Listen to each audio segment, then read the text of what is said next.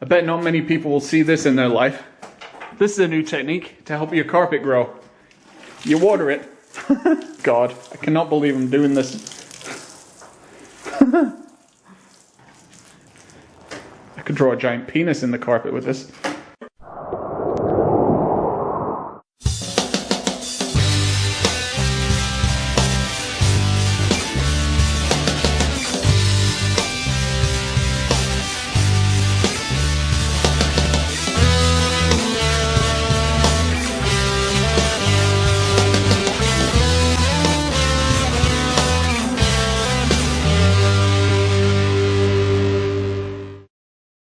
Yep, just giving the carpet a mop. That's what you do, don't you? I thought that's what you did. Oh, it's a carpet? It is a carpet. Jesus, I didn't know. Is that how I do it? I think so. I don't wanna... For anyone who doesn't understand what we're doing, we have to do this to take up the carpet because it's glued down.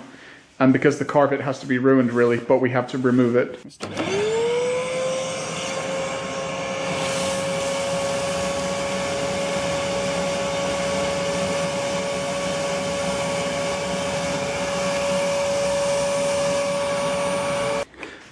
And this is sort of like the aftermath of the, yeah, I'd say we've got like 2/3 done.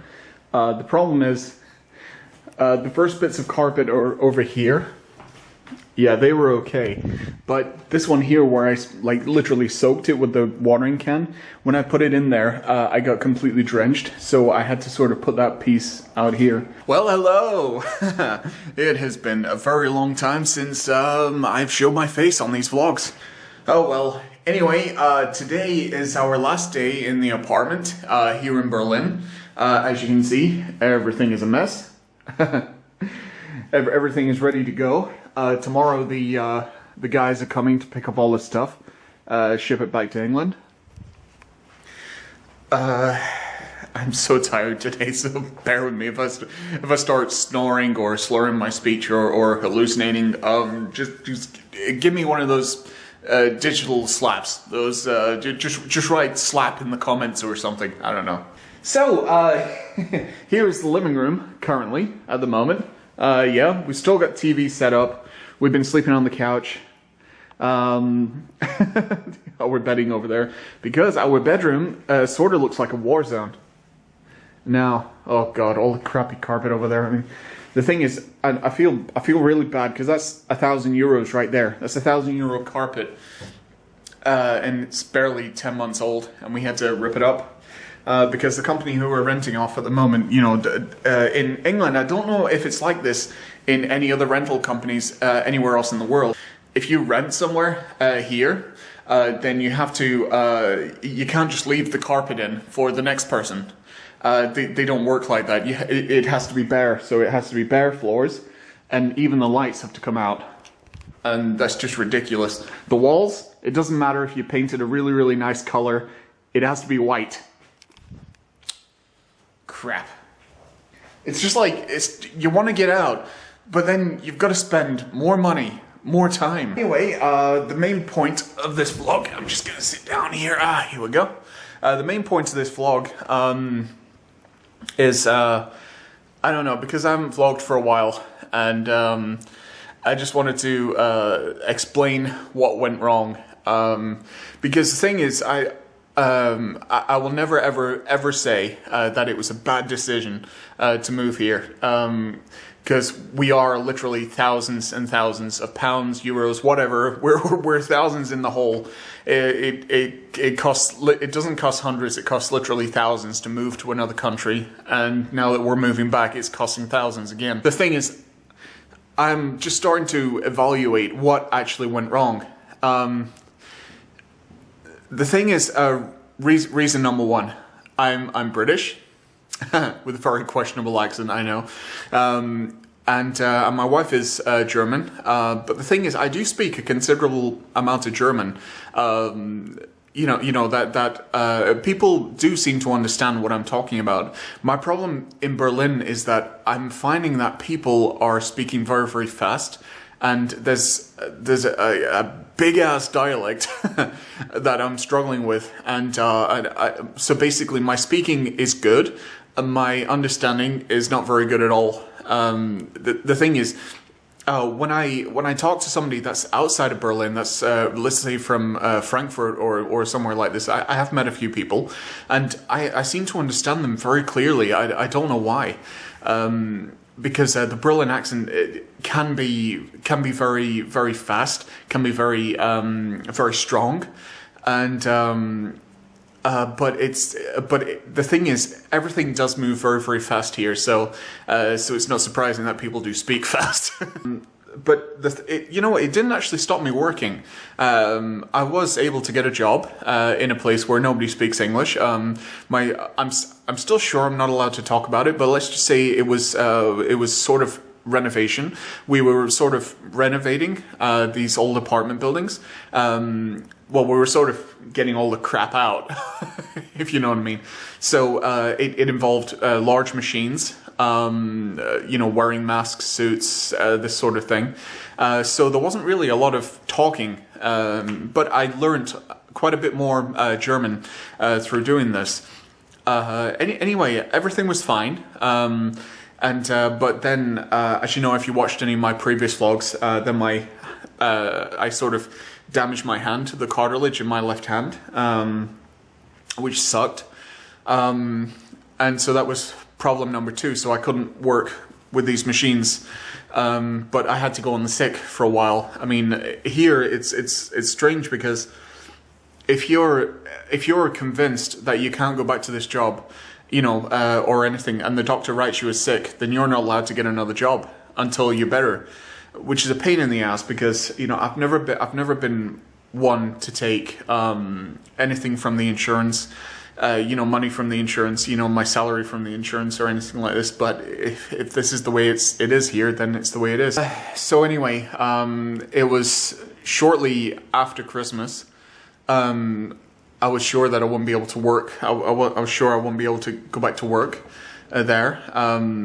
I couldn't go out. I couldn't do anything. And like I said, I did start daily vlogging again for a short time. But the thing is, just being sat in this house all day, in this apartment all day, I sort of got a little bit of a down going on. I was quite depressed. I was putting on weight.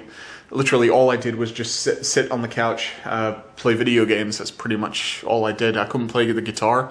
I literally couldn't do anything. If I wasn't allowed to work until I got better, there was just nothing I could do. I mean, to a lot of people, sitting at home all day, getting paid from your insurance probably would be a dream, if they don't have to do anything. But me, I have to keep moving. I have to keep doing stuff. I have to be... I have to be active all the time for me to enjoy my life. And then when it came to the point where I was able to go back to work, I tried to go back to work with the same company. It turns out I now suffer with anxiety of sorts. It seems that I had it before, but the problem is with my depression that sort of started gradually building up with me being stuck at home for like over 3 months. While I was waiting for this thing to heal, sort of progressed my anxiety, and now I can barely get on a bus and go 4 stops without almost breaking into an attack. I'm working on it. I really am working on it. But the other thing is, as well, is I've been watching the news a lot over the last few months, and around Christmas time, we all know what was happening in the world, all this crisis, without going too deep into it. And because of things like this, I was having nightmares. A lot of people would just simply shrug it off, but I was indeed getting freaked out by it. And I was frightened to pretty much go outside, which is ridiculous because I never really wanted to be one of these people that was frightened of everything. And here in Berlin, we never bought a car. That was another thing I was really depressed about because I really wanted a car. Because I have never ever not had a car since I was 17 years old. Actually, younger than that. My parents gave me a car just before I turned 17. My first car, and you know, so I was sort of like fixing it up, getting it ready for before I turned 17. But even then, before then, I had a scooter, which in England you can have a scooter from the age of 16. So I don't think I'd been on any form of public transport since way before I left school. So it's weird for me, and I don't know why. I don't know why it ended up like this. I think the bottom line is obviously I'm struggling with the accent. I'm struggling with speaking. Actually, no. I'm not struggling with speaking. I'm struggling to understand everything, and I'm finding here that sometimes when I say just something simple, you know, like I try my best. Entschuldigung, mein Deutsch ist nicht so gut, or Entschuldigung, ich bin von England, mein Deutsch ist nicht so gut, or just a simple wie bitte, mein Deutsch ist nicht so gut. You know, like you would expect them to be to sort of speak slower or something, but then when people are frustrated, they want like I said, a lot of things happen so fast here. Instead of speaking slower and calmer, I find that they speak louder and faster. And then they start pointing and getting really agitated with me. And I just think to myself, you know, maybe I should just simply say, oh yeah, thank you very much. Yeah, when you speak louder and faster, I understand you better. So that is probably the extent of it. So I think, but it was causing me and my wife, you know, to struggle together. We were having arguments and everything, so it was just not working out. Without digging into what specifics went wrong, it was at times it was an absolute nightmare. It seemed that we were having to pay out money for things, you know, like money for things that we didn't realize that it cost that much for a start, and didn't realize, you know, things like this were happening. For the first few months, we were still in a mess trying to sell our house in England. And then we seriously thought that it would fall through again, because people who were buying our house would just, it's making my blood boil just thinking about it. And so yeah, I don't know what else to say. It just didn't work.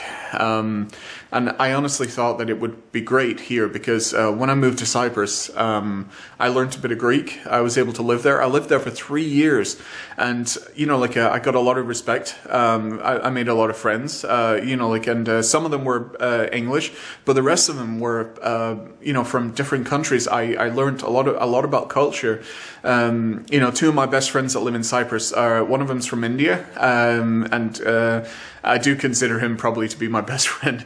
And the other one is my friend Mila, and she's from Estonia. And together we were just unstoppable. It was just a barrel of laughter the whole entire time.